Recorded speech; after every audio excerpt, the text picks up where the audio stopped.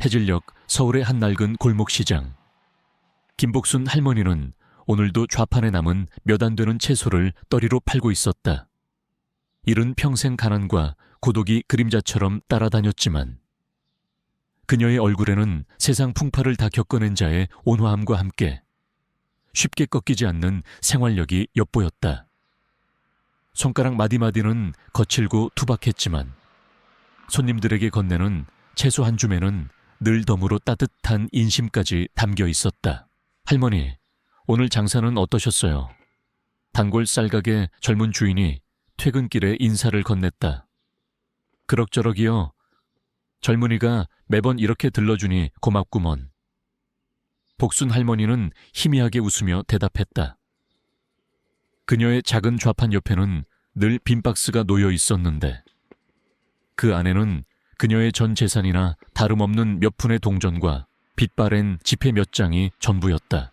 해가 뉘엿뉘엿 서산으로 넘어가고 시장의 소란함도 조금씩 잦아들 무렵 복순 할머니는 남은 채소를 정리하며 집으로 돌아갈 채비를 했다. 그녀의 집은 시장에서 한참 떨어진 가파른 언덕 위에 위태롭게 자리 잡은 낡은 달동네의 작은 단칸방이었다. 몇 년 전 세상을 떠난 남편의 유일한 흔적은 그녀의 왼쪽 약지에 끼워진 낡은 금반지 하나뿐이었다. 금은방에서 산 것도 아닌 젊은 시절 남편이 직접 손으로 두드려 만들어준 투박한 모양의 반지였지만 복순 할머니에게는 세상 그 어떤 보석보다 더 귀하고 소중한 보물이었다. 그녀는 힘든 일이 있을 때마다 그 반지를 어루만지며 남편을 그리워하고 다시 살아갈 용기를 얻곤 했다. 무거운 발걸음을 옮겨 시장을 빠져나와 큰일로 접어들었을 때였다. 끼익 쿵 바로 그녀의 눈앞에서 귀를 찢을 듯한 급제동 소리와 함께 끔찍한 교통사고가 일어났다. 번쩍이는 검은색 고급 세단 한 대가 신호를 무시한 채 달려오다가 횡단보도를 건너던 젊은 여성을 그대로 들이받은 것이었다. 여성은 맥없이 허공으로 튕겨나갔다가 차가운 아스팔트 바닥으로 떨어졌고 검은색 세단은 잠시 멈칫하는가 싶더니 이내 뺑소니를 치듯 빠른 속도로 사라져버렸다. 순식간에 벌어진 참혹한 광경에 복순 할머니는 그 자리에 얼어붙은 듯 셔틀콕했다. 주변의 행인들 역시 경악과 공포에 휩싸여 비명을 지르거나 어쩔 줄 몰라 하며 발만 동동 굴렀다. 사고를 당한 여성은 값비싸 보이는 세련된 옷차림에 빼어난 미모를 지닌 누가 봐도 부잣집 아가씨처럼 보였다. 하지만 지금 그녀는 아스팔트 바닥에 아무렇게나 쓰러진 채 미동도 없었고 머리에서는 붉은 피가 흘러나와 주변을 빠르게 적시고 있었다. 사람이 다쳤어요. 펠레치구에 빨리 신고해 웅성거리는 소리와 함께 몇몇 사람들이 휴대폰을 꺼내 신고를 하기 시작했지만 정작 쓰러진 여성에게 다가가 상태를 살피거나 도움을 주려는 사람은 아무도 없었다. 혹시라도 불필요한 일에 휘말리거나 엄청난 병원비를 감당해야 할지도 모른다는 두려움 때문이었을 것이다. 차갑고 이기적인 도시의 민낯이 여실히 드러나는 순간이었다. 복순 할머니는 떨리는 다리를 애써 진정시키며 여성에게 다가갔다. 가까이 다가가자 피 냄새가 코를 찔렀고 여성의 창백한 얼굴과 가쁜 숨소리는 그녀의 상태가 얼마나 위중한지를 말해주고 있었다. 이대로 두면 정말 목숨을 잃을지도 모른다는 생각에 복순 할머니의 심장이 철렁 내려앉았다. 어쩌면 좋으냐? 어쩌면 좋아? 그녀는 안절부절 못하며 주변을 둘러보았지만 그 누구도 선뜻 나서려 하지 않았다.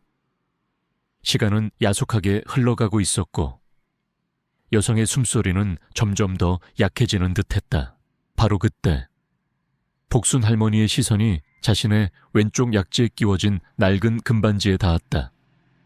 남편의 분신과도 같은 그녀의 평생이 담긴 유일한 재산. 그녀는 잠시 망설였다. 이것을 팔면 얼마나 받을 수 있을까? 저 아가씨의 병원비에 보탬이 될 수 있을까? 하지만 그런 계산적인 생각은 아주 짧은 순간에 불과했다. 지금은 돈이 문제가 아니었다. 꺼져가는 한 생명을 살리는 것이 무엇보다 중요했다. 복순 할머니는 굳게 결심했다. 그녀는 조심스럽게 여성의 머리를 자신의 무릎에 받치고 떨리는 손으로 약지의 반지를 빼내려 했다. 하지만 오랜 세월 동안 한 번도 빼본 적 없는 반지는 쉽게 빠지지 않았다. 그녀는 눈물을 글썽이며 거의 안간힘을 쓰다시피 반지를 빼내어 손에 꼭 쥐었다. 아직 남편의 온기가 남아있는 듯한 따뜻하고 묵직한 느낌이었다. 아가씨, 조금만 더 버텨요. 내가 꼭 살려줄 테니.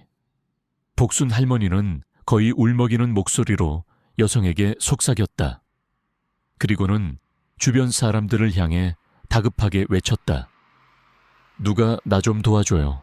이 아가씨 병원으로 빨리 옮겨야 해요. 내가 병원비는 어떻게든 마련해 볼 테니. 제발 이 아가씨 좀 살려주세요. 그녀의 절박한 외침에도 불구하고 사람들은 여전히 망설이며 서로 눈치만 살피고 있었다. 그때 마침 근처를 지나던 택시 한 대가 그 광경을 보고 멈춰 섰다. 마음씨 좋아 보이는 중년의 택시기사는 상황을 파악하고는 즉시 차에서 내려 복순 할머니를 도왔다. 할머니, 제가 도와드릴게요. 어서 이 아가씨를 태우세요. 가장 가까운 대학병원 응급실로 갑시다. 두 사람은 힘을 합쳐 간신히 여성을 택시 뒷좌석에 태웠다. 복순 할머니는 여성의 머리를 자신의 무릎에 누인 채 한 손으로는 그녀의 손을 꼭 잡고 다른 한 손으로는 금반지를 움켜쥐었다. 그녀의 마음속은 이제 오직 단 하나의 생각뿐이었다. 제발 이 아가씨를 살릴 수만 있다면. 택시는 사이렌 소리 대신 경적을 울리며 복잡한 퇴근길 도로를 질주하기 시작했다. 복순 할머니의 눈에서는 뜨거운 눈물이 하염없이 흘러내렸다. 그것은 남편과의 추억이 담긴 반지를 떠나보내야 하는 슬픔의 눈물이기도 했지만 동시에 꺼져가는 한 생명을 살릴 수 있다는 희미한 희망의 눈물이기도 했다. 그녀는 아직 알지 못했다. 오늘 그녀의 이 평범하지만 위대한 선택이 앞으로 그녀 자신과 이름 모를 저 젊은 여성의 운명을 얼마나 극적으로 바꾸어 놓을 것인지를, 그리고 그녀가 움켜쥔 저 작은 금반지 속에 담긴 무가치해 보이지만 실은 값을 매길 수 없는 진정한 가치가 곧 세상을 놀라게 할 기적을 만들어낼 것이라는 사실을 해는 이미 저물어 어둠이 내리기 시작했지만 복순 할머니의 마음속에는 그 어떤 어둠도 침범할 수 없는 따뜻하고 강인한 인간의 불빛이 조용히 타오르고 있었다. 택시는 복잡한 서울의 퇴근길을 요리조리 헤치며 가장 가까운 대학병원 응급실을 향해 질주했다. 김복순 할머니는 정신을 잃은 한채영의 머리를 자신의 무릎에 조심스럽게 받치고 차가운 그녀의 손을 두 손으로 꼭 잡고 있었다.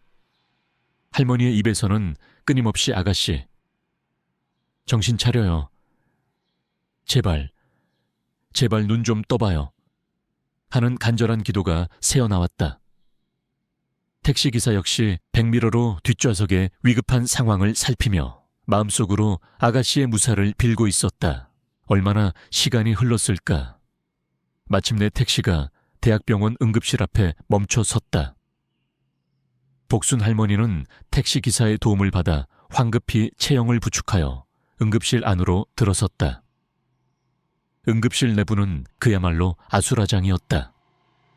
여기저기서 터져 나오는 환자들의 신음소리와 보호자들의 다급한 외침, 그리고 분주하게 움직이는 의사와 간호사들의 발걸음 소리가 뒤섞여 정신을 차리기 어려울 정도였다. 여기요, 여기 좀 봐주세요. 사람이 다 죽어가요. 복순 할머니는 거의 울부짖듯 소리쳤지만 워낙 위급한 환자들이 많았던 탓인지 아무도 그녀에게 쉽게 관심을 가져주지 않았다. 초라한 행색의 노파와 값비싼 옷을 입었지만 피투성이가 된 젊은 여성의 조합은 어딘가 부자연스러워 보였고, 몇몇 간호사들은 의아한 눈빛으로 그들을 힐끗거릴 뿐이었다. 보호자분, 일단 이쪽으로 오셔서 환자분 인적 사항이랑 사고 경위부터 말씀해 주시겠어요? 한참 뒤에야 젊은 간호사 한 명이 다가와 차분하게 말했다.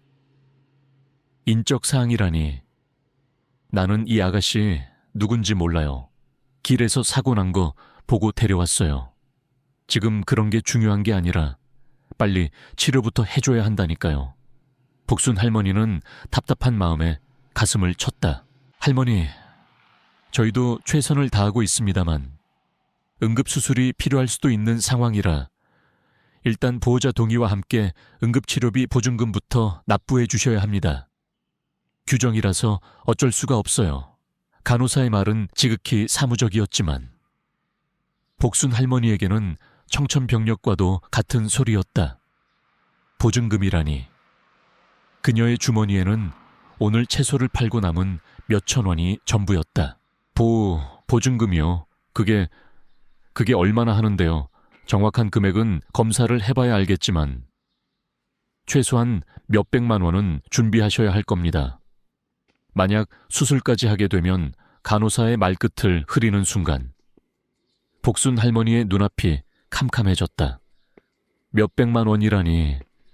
그녀에게는 평생 만져볼 수도 없는 거액이었다. 하지만 이대로 채영을 죽게 내버려 둘 수는 없었다. 복순 할머니는 이를 악물었다. 그녀는 마지막 남은 희망을 걸고 품 안에 고이 간직했던 낡은 금반지를 꺼내들었다. 남편의 유일한 유품이자 그녀의 분신과도 같았던 반지. 그녀는 떨리는 손으로 간호사에게 반지를 내밀었다. 이거라도 받고 우리 아가씨 좀 살려주시오. 제발, 이 반지가 내 전 재산이오. 간호사는 당황한 표정으로 반지를 받아들었지만 이내 난처한 표정을 지으며 고개를 저었다. 할머니, 마음은 정말 감사하지만 저희 병원에서는 이런 물건을 받을 수가 없어요. 현금으로 납부해 주셔야 합니다. 절망감에 휩싸인 복순 할머니는 그 자리에 풀썩 주저앉을 뻔했다. 그때 아까 그 택시기사가 다가와 그녀의 어깨를 부축하며 말했다. 할머니, 너무 상심하지 마세요. 제가 이 근처 지리를 잘 아는데 병원 바로 옆 골목에 가면 작은 전당포가 하나 있어요. 제가 거기까지 모셔다 드릴 테니 일단 저 반지라도 팔아서 급한 불부터 끄시죠. 택시기사의 말에 복순 할머니는 다시 한번 희망을 보았다. 그녀는 택시기사에게 연신 고맙다는 인사를 하고는 그의 부축을 받아 전당포를 향해 달려갔다. 전당포 주인은 탐욕스러운 눈빛으로 할머니의 반지를 이리저리 살펴보더니 시세보다 훨씬 낮은 헐값을 불렀다. 복순 할머니는 분통이 터졌지만 지금은 값을 흥정할 시간이 없었다. 그녀는 울며 겨자먹기로 전당포 주인이 제시한 금액을 받고 황급히 병원으로 돌아왔다. 그녀가 간신히 마련한 돈은 응급처치와 몇 가지 검사를 받기에도 턱없이 부족한 액수였지만 다행히 응급실 의사는 그녀의 딱한 사정을 듣고 일단 치료부터 시작하기로 결정했다. 채영은 곧바로 수술실로 옮겨졌고 복순 할머니는 수술실 앞 복도 차가운 의자에 홀로 남아 하염없이 기다리기 시작했다. 시간이 얼마나 흘렀을까? 1시간, 2시간. 수술실 문은 굳게 닫힌 채 아무런 소식도 들려오지 않았다. 복순 할머니는 굶주림과 피로, 그리고 극도의 불안감에 지쳐 거의 탈진 상태에 이르렀지만 결코 자리를 뜨지 않았다. 그녀는 두 손을 모아 간절히 기도했다. 부디 저 젊은 아가씨의 목숨을 살려달라고. 만약 신이 있다면 자신의 마지막 남은 모든 것을 다 가져가도 좋으니 부디 저 가엾은 생명을 거두어가지 말아달라고 새벽이 밝아올 무렵 마침내 수술실 문이 열리고 의사가 나왔다. 복순 할머니는 거의 기다시피 의사에게 다가가 그의 옷자락을 붙잡았다. 의사 선생님, 우리 아가씨는 괜찮은 겁니까? 의사는 피곤한 기색이 역력했지만 복순 할머니를 향해 희미한 미소를 지어 보이며 말했다. 할머니, 정말 다행입니다, 환자분. 아주 큰 수술이었지만 잘 버텨주셨습니다. 아직 의식은 없지만 생명에는 지장이 없을 것 같습니다. 정말 기적입니다. 조금만 늦었더라면 정말 위험할 뻔했습니다. 할머니의 빠른 판단과 헌신적인 노력 덕분입니다. 의사의 말에 복순 할머니는 그 자리에 주저앉아 뜨거운 눈물을 쏟아냈다. 그것은 안도의 눈물이자 감사의 눈물이었다. 비록 남편의 유품인 반지는 사라졌지만 그녀는 한 생명을 구했다는 사실에 그 어떤 슬픔도 느껴지지 않았다. 오히려 마음 한구석이 따뜻한 온기로 채워지는 듯했다. 채영은 중환자실로 옮겨졌고 복순 할머니는 여전히 그녀의 곁을 떠나지 않았다. 그녀는 간호사들의 눈을 피해 몰래 병실에 들어가 의식 없는 채영의 손을 잡고 가만히 속삭였다. 아가씨, 고생 많았어요. 이제 다 괜찮을 거예요. 내가 옆에 있어 줄게요. 그녀는 자신이 왜 이토록 이름도 얼굴도 모르는 젊은 여성에게 이끌리는지 알 수 없었다. 어쩌면 그것은 일찍 세상을 떠난 자신의 딸에 대한 그리움 때문이었을지도 모르고 혹은 평생 외롭게 살아온 자신의 삶에 대한 연민 때문이었을지도 모른다. 하지만 이유가 무엇이든 그녀는 지금 이 순간 채영의 곁을 지켜주고 싶었다. 그녀가 다시 건강하게 눈을 뜰 때까지 그녀의 손을 놓지 않고 싶었다. 시간은 그렇게 천천히 그리고 더디게 흘러가고 있었다. 복순 할머니의 작은 희생과 헌신이 만들어낸 희미한 빛은 아직 꺼지지 않고 중환자실 한 구석에서 조용히 타오르고 있었다. 그 빛이 과연 꺼져가는 생명을 다시 살리고 기적을 만들어낼 수 있을 것인가?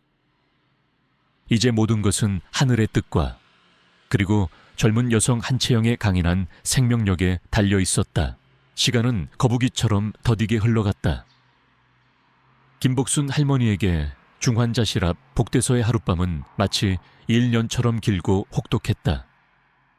딱딱한 의자에 잠시 눈을 붙였다가도 희미하게 들려오는 한채영의 작은 신음소리나 의료기기에 규칙적인 경고음에 놀라 깨어나기를 반복했다. 굶주림과 피로가 온몸을 짓눌렀지만 그녀는 차마 자리를 뜰 수가 없었다. 이름도 얼굴도 모르는 저 젊은 아가씨가 사경을 헤매고 있는데 어찌 편히 발을 뻗고 잠을 청할 수 있단 말인가. 날이 밝아오고 병원은 다시 분주한 일상으로 돌아왔다. 복순 할머니는 뜬 눈으로 밤을 지새운 탓에 몰골이 말이 아니었지만 틈틈이 중환자실 유리창 너머로 채영의 상태를 살폈다.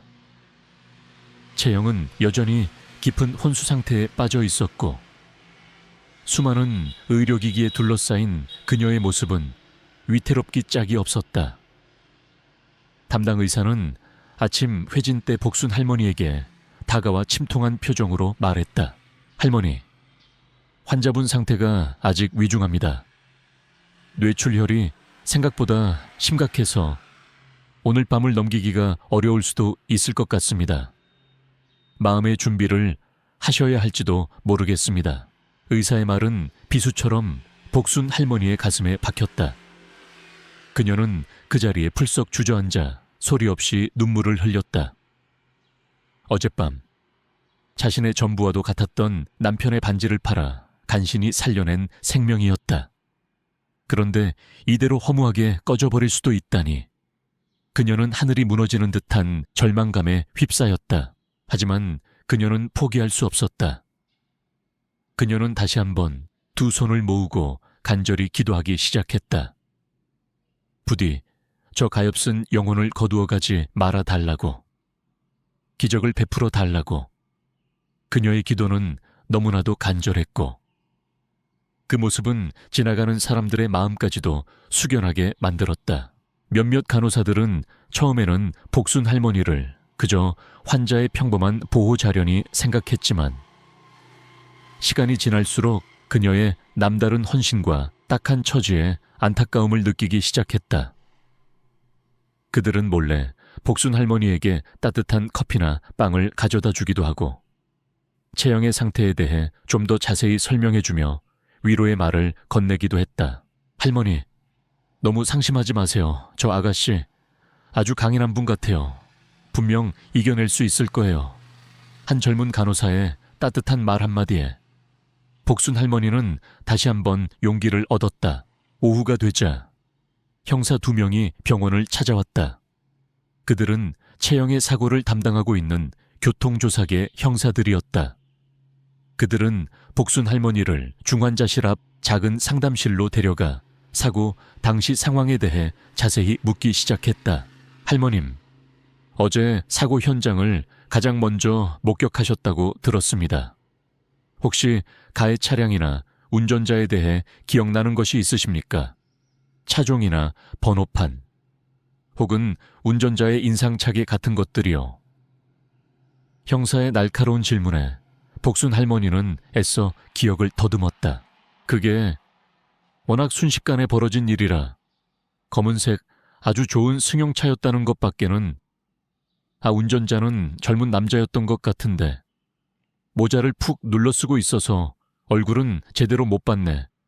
그려 혹시 사고 직전에 차량이 과속을 하거나 난폭 운전을 하는 것을 보셨습니까? 아니면 마치 누군가를 일부러 노린 것처럼 보이지는 않았는지요? 형사의 다음 질문은 어딘가 의미심장했다. 복순 할머니는 순간 불길한 예감에 휩싸였다. 일부러 노린 것 같다니. 그게 무슨 말씀이시오? 형사 양반, 아직 확실한 것은 아닙니다만 저희가 사고 현장 주변 CCTV를 분석한 결과 가해 차량이 사고 직전부터 피해자 차량을 뒤쫓아온 정황이 포착되었습니다. 그리고 사고 직후에도 전혀 망설임 없이 도주한 것으로 보아 단순 뺑소니가 아닐 가능성도 배제할 수 없는 상황입니다. 혹시 피해자분께 원한을 살 만한 사람이 있거나 최근 신변의 위협을 느낀 적은 없었는지 아시는 바가 있으십니까? 복순 할머니는 아무 말도 할 수 없었다. 그녀는 채영에 대해 아는 것이 아무것도 없었다. 그저 길에서 우연히 만난 생명이 위태로운 젊은 아가씨일 뿐이었다. 그런데 만약 형사들의 말대로 이번 사고가 단순한 사고가 아니라 누군가의 악의적인 계획에 의한 것이라면 그녀는 자신도 모르게 몸서리를 쳤다.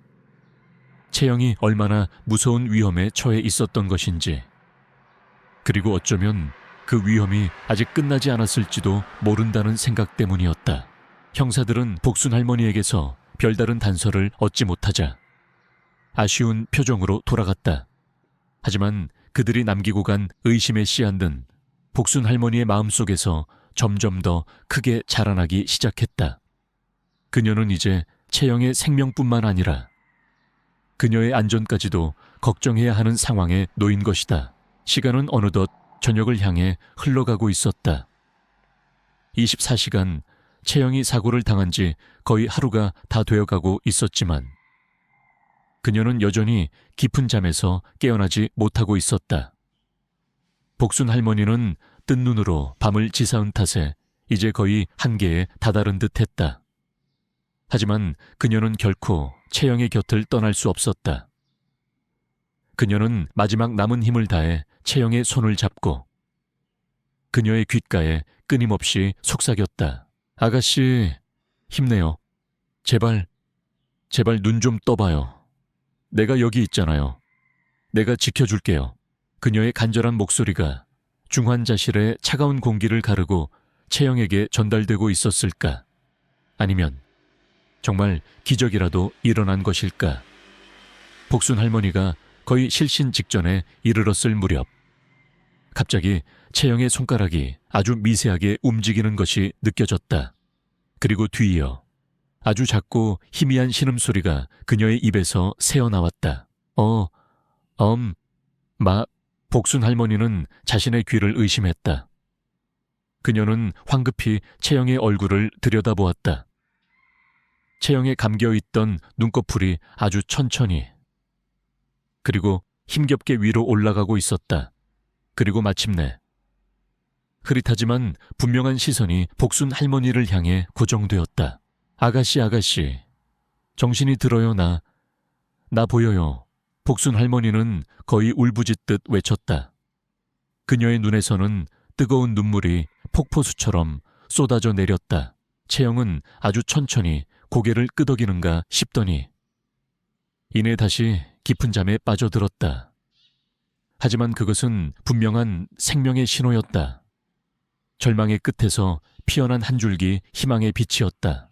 복순 할머니는 황급히 간호사를 불렀고 중환자실은 다시 한번 분주하게 움직이기 시작했다. 의사들이 달려와 채영의 상태를 살폈고 그들의 얼굴에는 놀라움과 함께 안도의 빛이 감돌았다. 기적이었다. 정말 기적 같은 일이 일어난 것이다.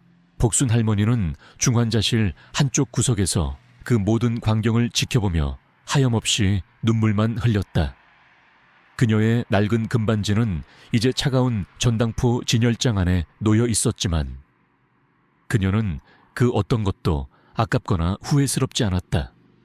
오히려 그녀의 마음속은 세상 그 어떤 보석보다 더 값지고 찬란한 기쁨과 감사함으로 가득 채워지고 있었다.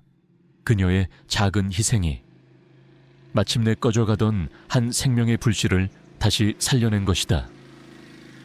이제 남은 것은 저 젊은 아가씨가 하루빨리 건강을 되찾고 다시 세상 속으로 걸어나가는 일뿐이었다. 그리고 그날이 오면 그녀는 아무것도 바라지 않고 조용히 그녀의 곁을 떠날 생각이었다. 김복순 할머니의 간절한 속삭임이 중환자실의 싸늘한 공기를 가르고 한채영의 귓가에 닿았던 것일까? 아니면 정말 하늘이 그녀의 지극한 정성에 감동하여 기적을 베풀었던 것일까? 할머니가 거의 탈진 상태에 이르러 잠시 의자에 기댄 채 깜빡 잠이 들었다 깨어났을 때 그녀는 자신의 눈을 의심해야만 했다. 채영의 가슴팍에 연결된 생체 신호 측정기에서 들려오던 단조롭고 위태롭던 경고음이 이전보다 훨씬 더 안정적이고 규칙적인 소리로 바뀌어 있었던 것이다. 그리고 무엇보다 놀라운 것은 깊은 혼수 상태에 빠져 미동조차 없던 채영의 손가락이 아주 미세하게 그러나 분명하게 움찔거리는 모습이 포착된 것이었다. 아가씨. 복순 할머니는 자신도 모르게 낮은 탄성을 터뜨렸다. 그녀는 황급히 의자에서 일어나 채영의 침대에 가까이 다가갔다. 그리고 숨을 죽인 채 그녀의 얼굴을 가만히 들여다보았다. 창백하기 그지없던 채영의 뺨에 아주 희미하게나마 혈색이 돌기 시작하는 듯했고 굳게 감겨있던 속눈썹이 파르르 떨리는가 싶더니 이내 아주 천천히 그리고 힘겹게 위로 들어 올려졌다. 마침내 거의 24시간 만에 한채영이 그 깊고 어두운 의식의 심연으로부터 깨어난 것이다. 흐릿한 시야 사이로 채영은 가장 먼저 자신을 내려다보고 있는 한 노인의 얼굴을 보았다. 주름 가득한 얼굴, 걱정과 안쓰러움이 교차하는 눈빛, 그리고 희끗희끗한 머리카락. 낯선 얼굴이었지만 이상하게도 그녀는 그 얼굴에서 어머니의 그것과도 같은 따뜻함과 포근함을 느꼈다. 그녀는 자신이 어디에 있는지, 왜 이곳에 누워있는지 아무것도 기억나지 않았다. 머릿속은 온통 뒤죽박죽 엉킨 실타래 같았고 온몸은 납덩이처럼 무거웠으며 극심한 통증이 끊임없이 그녀를 괴롭혔다. 여기가 어디죠? 채영은 간신히 마른 입술을 움직여 아주 작은 목소리로 물었다. 목소리는 심하게 갈라져 제대로 나오지 않았지만 그것은 분명한 삶의 소리였다. 복순 할머니는 그 한마디에 그만 참았던 눈물을 와르르 쏟아내고 말았다. 그녀는 채영의 손을 두 손으로 꼭 잡고 거의 울부짖듯 말했다. 아가씨, 정신이 들어가요. 아이고, 하나님 부처님 감사합니다. 정말 감사합니다. 여기가 어디냐니? 병원 응급실이에요. 병원 아가씨. 어제 큰 사고를 당해서 그래도 이렇게 깨어나 주니 정말 고맙구먼요. 정말 고마워요. 할머니의 격앙된 목소리에 놀란 간호사와 의사들이 황급히 달려왔다.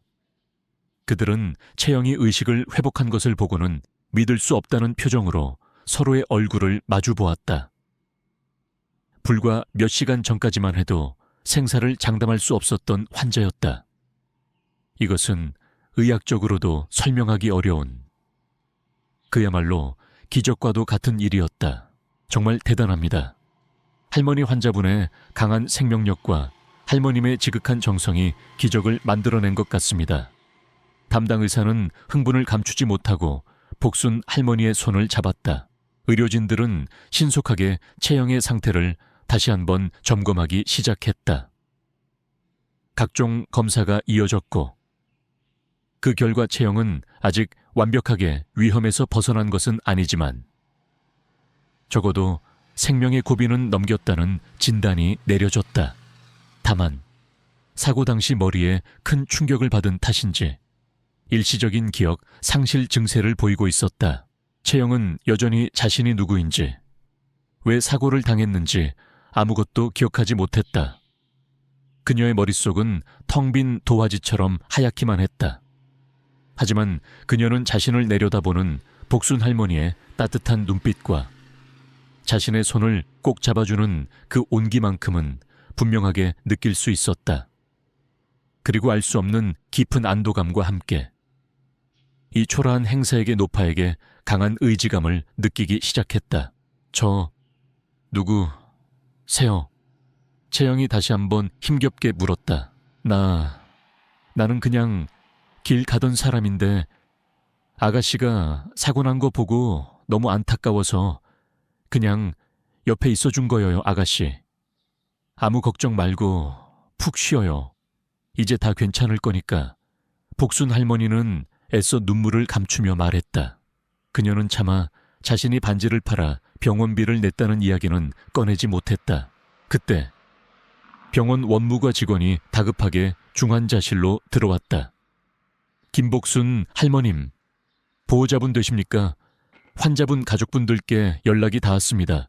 지금 막 병원으로 오고 계시다고 합니다. 그 말에 복순 할머니는 순간 가슴이 철렁 내려앉는 것을 느꼈다.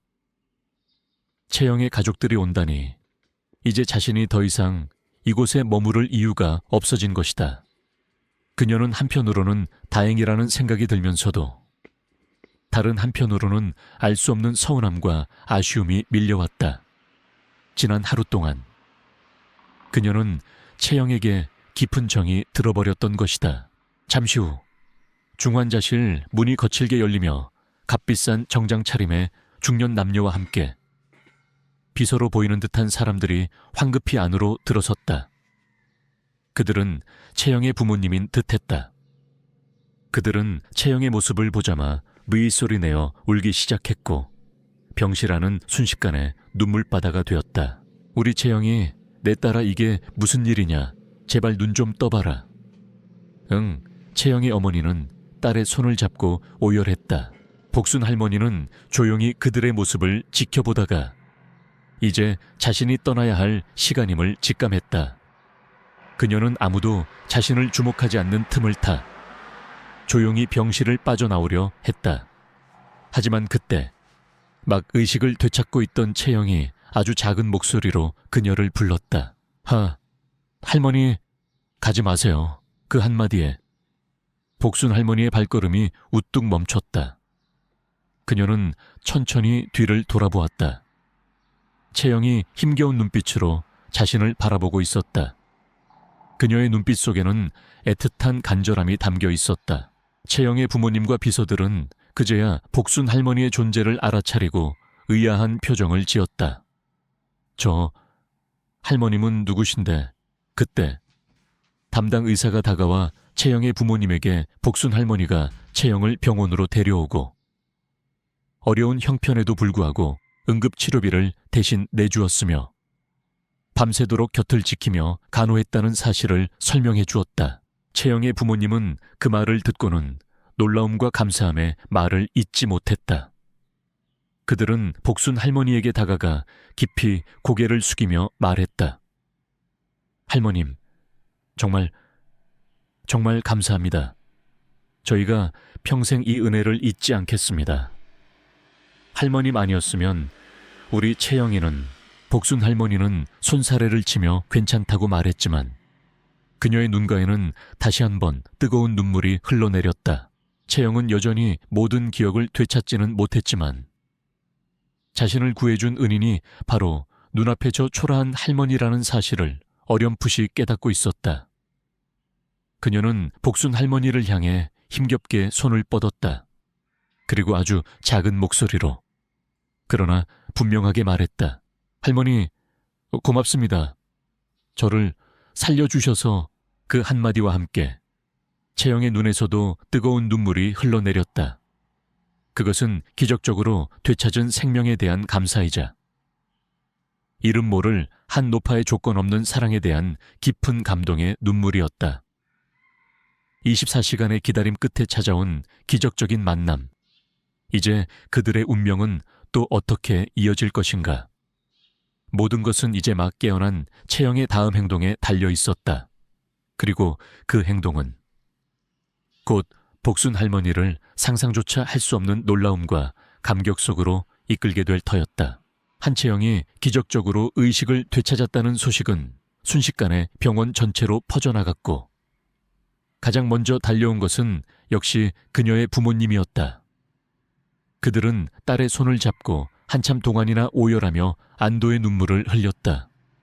그리고 그제야 딸의 곁을 밤새도록 지키고 있었던 초라한 행색의 김복순 할머니의 존재를 알아차렸다. 담당 의사로부터 자초지종을 전해 들은 채영의 부모님은 복순 할머니에게 다가가 몇 번이고 허리를 숙이며 감사의 인사를 전했다. 할머님, 정말 감사합니다. 할머님 아니었으면 우리 채영이는 저희가 이 은혜를 어떻게 다 갚아야 할지 모르겠습니다.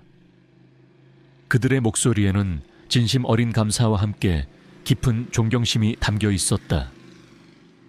복순 할머니는 그저 손사래를 치며 별 말씀을요. 다 아가씨가 복이 많아서 그런 게지요. 라며 겸손해했지만 그녀의 눈가에도 따뜻한 눈물이 고여 있었다.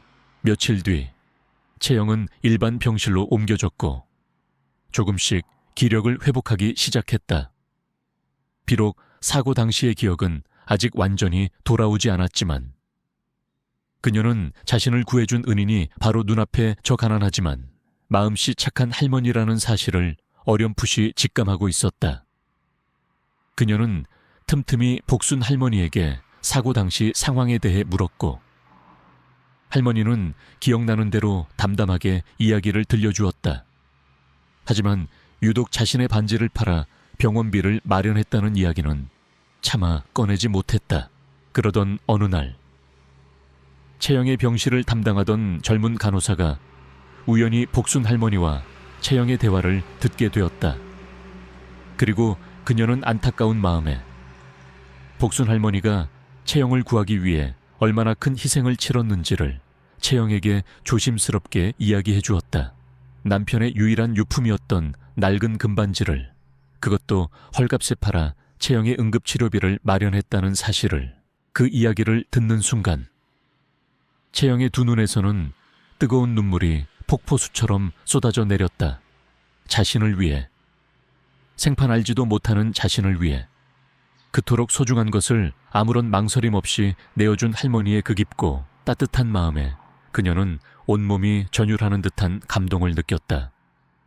그것은 단순한 고마움을 넘어선 숭고한 인간에 대한 경외심이었다. 할머니, 어쩌면 좋아요. 제가 할머니께 너무나도 큰 죄를 지었어요. 채영은 복순 할머니의 거칠어진 손을 잡고 어린아이처럼 흐느꼈다.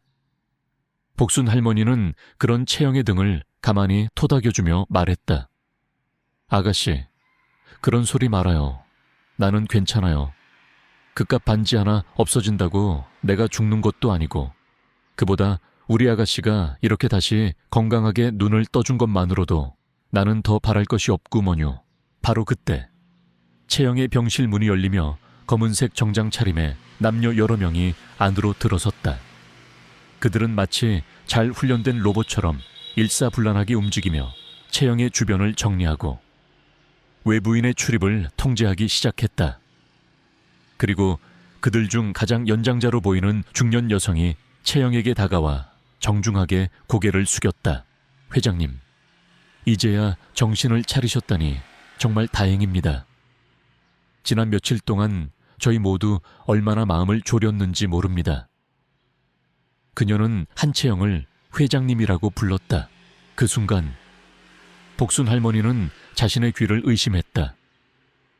회장님 눈앞에 저 젊고 아름다운 아가씨가 그저 평범한 부잣집 딸이 아니라 거대한 기업을 이끄는 회장이란 말인가.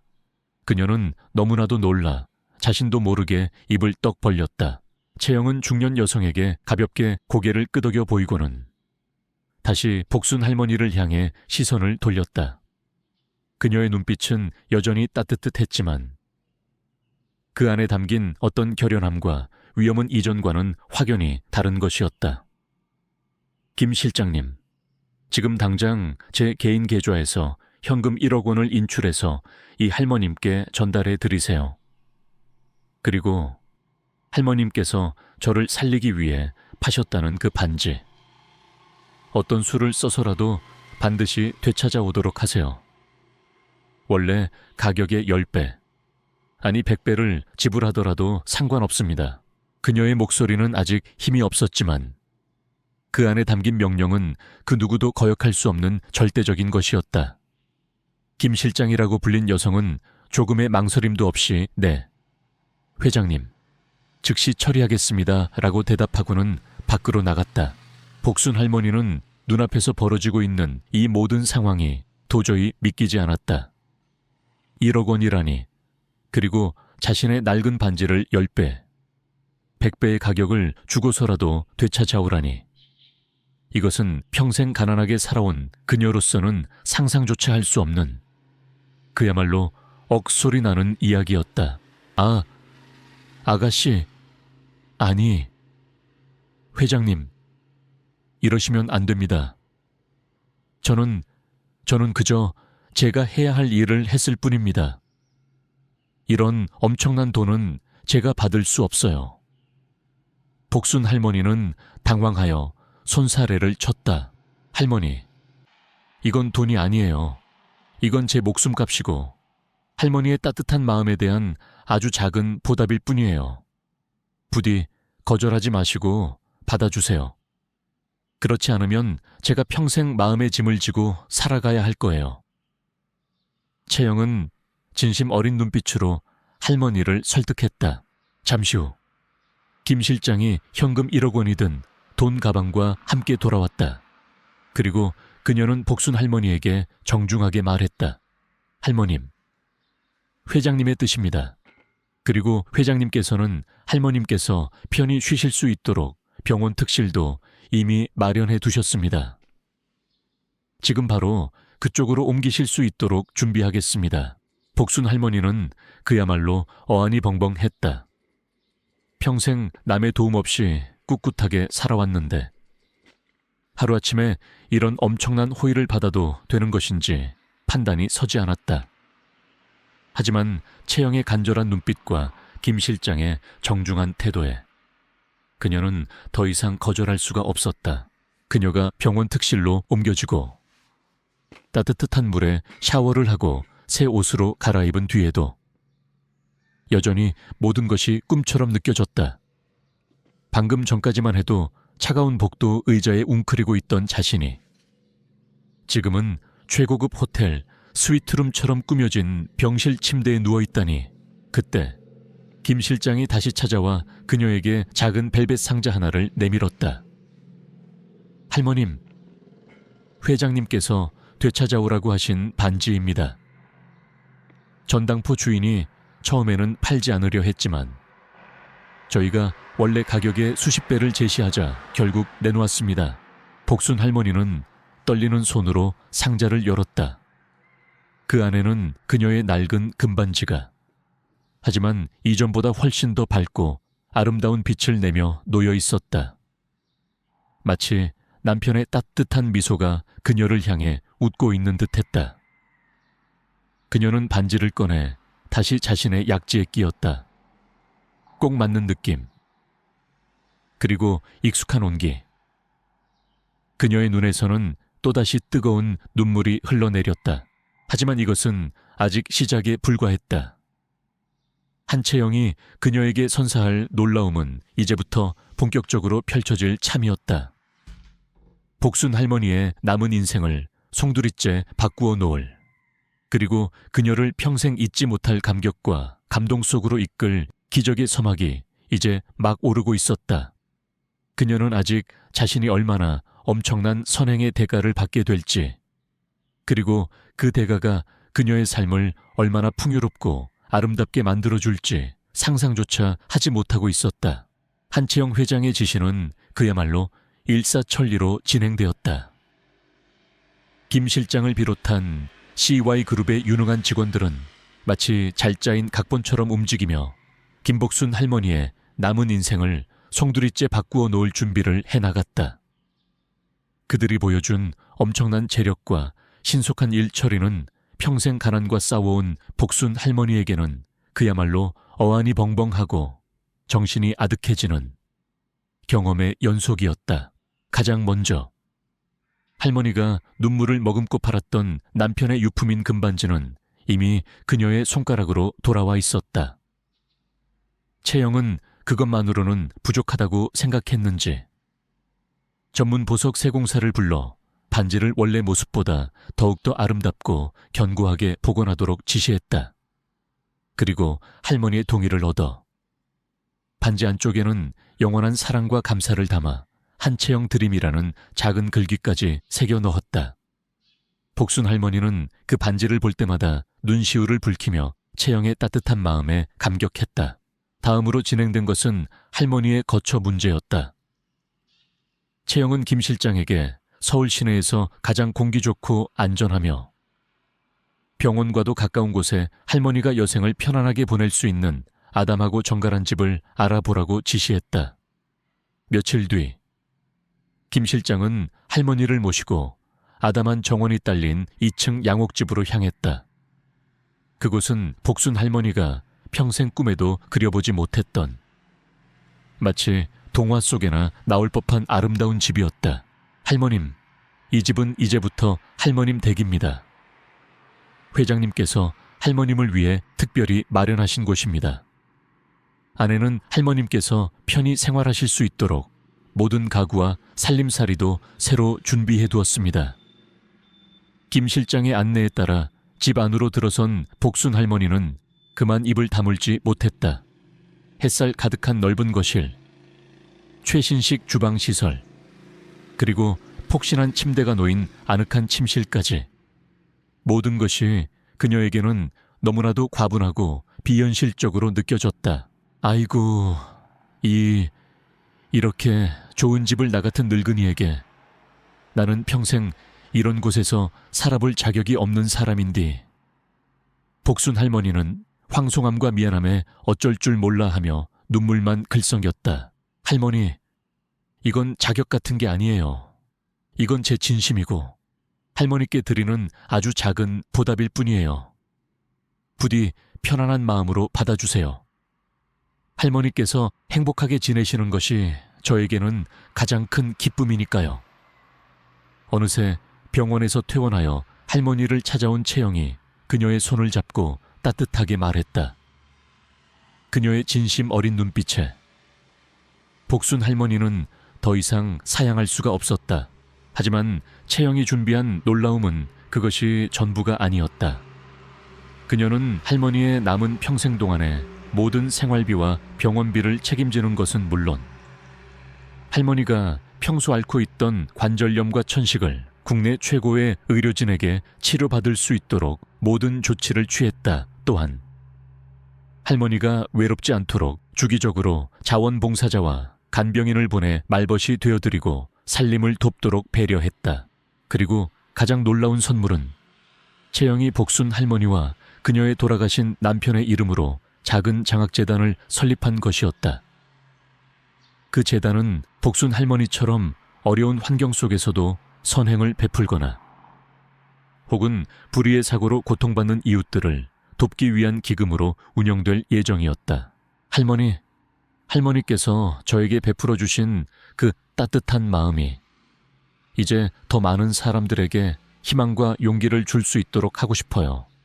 할머니의 이름으로, 그리고 할아버님의 이름으로 이 세상에 더 많은 기적을 만들어가고 싶어요.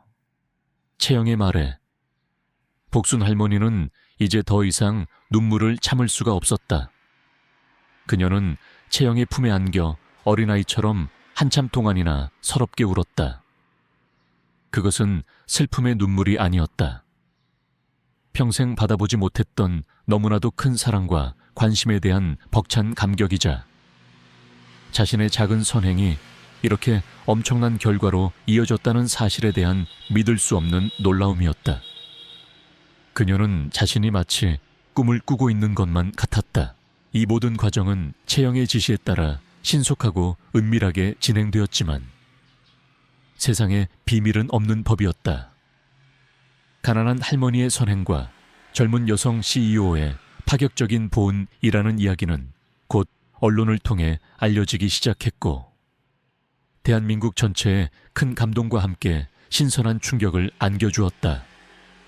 어떤 이들은 채영의 행동을 지나친 쇼맨십이라고 비난하기도 했지만 대부분의 사람들은 그녀의 진심 어린 감사와 복순 할머니의 숭고한 희생에 아낌없는 박수를 보냈다. 이 사건은 단순한 미담을 넘어 우리 사회에 만연한 물질 만능주의와 이기주의의 경종을 울리고 진정한 인간애와 나눔의 가치를 되새기게 하는 계기가 되었다. 복순 할머니의 작은 금반지는 돈으로 환산할 수 없는 사랑과 희생의 상징이 되었고 채영의 보은은 선행은 반드시 더 큰 선행으로 돌아온다는 평범한 진리를 다시 한번 일깨워 주었다. 복순 할머니는 새로운 집에서 새로운 삶을 시작했다. 매일 아침 따스한 햇살을 받으며 잠에서 깨어났고 정성껏 가꾼 작은 정원에서 꽃과 채소를 돌보며 소일했다. 더 이상 추위와 굶주림 그리고 빛독촉에 시달리지 않아도 되었다. 그녀의 얼굴에는 평생 처음으로 느껴보는 깊은 평온함과 행복한 미소가 떠나지 않았다. 채영은 바쁜 회사 업무 속에서도 틈틈이 할머니를 찾아와 말벗이 되어드리고 함께 식사를 하며 즐거운 시간을 보냈다. 두 사람 사이에는 피를 나눈 가족 이상의 깊은 정과 유대감이 형성되었다. 사람들은 그들을 보며 하늘이 맺어준 특별한 인연이라고 입을 모았다. 어느 날 복순 할머니는 채영에게 조심스럽게 물었다. 아가씨, 아니 회장님, 나 같은 보잘것없는 늙은이에게 왜 이렇게까지 잘해주시는 거요? 나는 평생 갚아도 다 못 갚을 텐데. 채영은 할머니의 주름진 손을 잡고 부드럽게 말했다. 할머니, 제가 드린 것은 할머니께서 저에게 주신 것에 비하면 아무것도 아니에요. 할머니는 저에게 돈으로 살 수 없는 새 생명을 주셨고 절망 속에서도 희망을 잃지 않는 용기를 가르쳐 주셨어요. 그리고 무엇보다 세상에는 아직 따뜻한 마음을 가진 사람들이 있다는 것을 깨닫게 해주셨어요. 오히려 제가 할머니께 평생 갚아야 할 빚을 진 셈이죠. 두 사람은 서로를 바라보며 따뜻하게 미소 지었다. 그들의 마음속에는 그 어떤 황금보다 더 값지고 아름다운 사랑이라는 보석이 찬란하게 빛나고 있었다. 한겨울 추위 속에서 시작된 그들의 기적 같은 이야기는 이제 막 가장 아름다운 클라이맥스를 향해 나아가고 있었다. 그리고 그 이야기는 앞으로도 오랫동안 많은 사람들의 가슴 속에 깊은 감동과 울림을 남길 것이었다. 김복순 할머니의 삶은 그야말로 한편의 동화처럼 아름답게 변해 있었다. 햇살 가득한 정원이 딸린 아담한 양옥집에서 그녀는 평생 처음으로 느껴보는 안정감과 풍요로움 속에서 매일 아침을 맞이했다. 더 이상 끼니 걱정, 약값 걱정에 밤잠을 설치지 않아도 되었고 지긋지긋했던 관절염과 천식도 최고의 의료진 덕분에 눈에 띄게 호전되었다. 그녀의 얼굴에는 늘 온화한 미소가 떠나지 않았고 맑고 건강해진 혈색은 그녀를 몇 년은 더 젊어 보이게 만들었다. 하지만 그녀를 가장 행복하게 만든 것은 물질적인 풍요가 아니었다. 그것은 바로 한채영이라는 이제는 친손녀 이상으로 살갑고 애틋한 존재가 그녀의 삶 속에 깊숙이 들어왔다는 사실이었다. 채영은 눈코뜰 새 없이 바쁜 그룹 총수의 업무 속에서도 틈틈이 시간을 내어 할머니를 찾아왔고 그때마다 할머니가 좋아하는 음식과 작은 선물들을 한아름 안고 와서는 재롱을 부리단 이야기꽃을 피웠다. 두 사람은 함께 정원을 가꾸기도 하고 옛날 이야기를 나누며 웃음꽃을 피우기도 했으며 때로는 서로의 어깨에 기대어 조용히 석양을 바라보기도 했다. 그들에게는 나이와 신분의 차이를 넘어선 아주 특별하고도 아름다운 유대감이 형성되어 있었다. 채영에게도 복순 할머니는 단순한 생명의 은인을 넘어 마음의 안식처이자 지혜의 샘과도 같은 존재였다. 치열하고 냉정한 비즈니스 세계에서 상처받고 지칠 때마다 그녀는 할머니의 따뜻한 품에 안겨 위로를 받았고 할머니의 소박하지만 깊이 있는 삶의 지혜를 통해 새로운 용기와 영감을 얻곤 했다. 할머니의 존재는 그녀가 초심을 잃지 않고 돈과 권력의 유혹 속에서도 인간적인 가치를 지키며 살아갈 수 있도록 이끌어주는 등대와도 같았다. 한편 채영은 자신을 죽음의 문턱까지 몰고 갔던 그날의 뺑소니 사고를 결코 잊지 않았다. 그녀는 자신의 모든 인맥과 자원을 총동원하여 사고의 진상을 파헤치기 시작했다. 김 실장을 비롯한 희씨와이 그룹의 유능한 팀원들이 밤낮 없이 수사에 매달렸고 마침내 사고의 전모가 서서히 드러나기 시작했다. 그것은 단순한 뺑소니 사고가 아니었다. 채영이 추진하고 있던 대규모 신규 사업 프로젝트를 방해하고 그녀를 그룹 총수 자리에서 끌어내리려 했던 경쟁사 사장과 그와 결탁한 내부의 배신자가 꾸민 치밀한 음모였다. 그들은 전문 킬러를 고용하여 채영을 사고로 위장하여 살해하려 했던 것이다. 만약 그날 복순 할머니의 기적적인 도움이 없었더라면 채영은 이미 이 세상 사람이 아니었을지도 모른다. 분노와 배신감에 휩싸인 채영이었지만 그녀는 결코 감정적으로 대응하지 않았다. 오히려 더욱더 냉철하고 치밀하게 증거를 수집하고 법적인 대응을 준비했다. 그리고 마침내 모든 증거가 확보되자 그녀는 검찰에 정식으로 수사를 의뢰했고 가해자들은 모두 법의 엄중한 심판을 받게 되었다. 그들의 추악한 음모는 만천에 드러났고 그들은 자신들의 죄과에 대한 혹독한 대가를 치러야 했다. 정의는 반드시 승리한다는 것을 채영은 자신의 손으로 직접 증명해 보인 것이다. 모든 사건이 마무리되고 채영은 다시 한번 복순 할머니를 찾아갔다. 그녀는 할머니에게 그동안 있었던 모든 일들을 소상히 이야기해 주었다. 복순 할머니는 채영이 겪었을 끔찍한 고통과 배신감에 함께 가슴 아파하며 눈물을 흘렸지만 동시에 불의에 굴하지 않고 당당히 맞서 싸워 이겨낸 채영이 한없이 자랑스럽고 대견했다. 할머니, 이제 모든 것이 끝났어요. 그리고 이 모든 것은 다 할머니 덕분이에요. 할머니가 아니었다면 저는... 채영의 눈가에 다시 한번 뜨거운 눈물이 맺혔다. 복순 할머니는 그런 채영의 손을 따뜻하게 잡아주며 말했다. 아가, 그런 소리 말어. 네가 강하고 착하게 살아왔으니 하늘이 도운 게지. 나는 그저 옆에서 작은 도움을 보탰을 뿐이여. 앞으로도 지금처럼만 씩씩하고 바르게 살아가면 돼야. 그러면 어떤 어려움이 닥쳐도 다 이겨낼 수 있을 것이여. 두 사람은 한동안 말없이 서로를 바라보았다.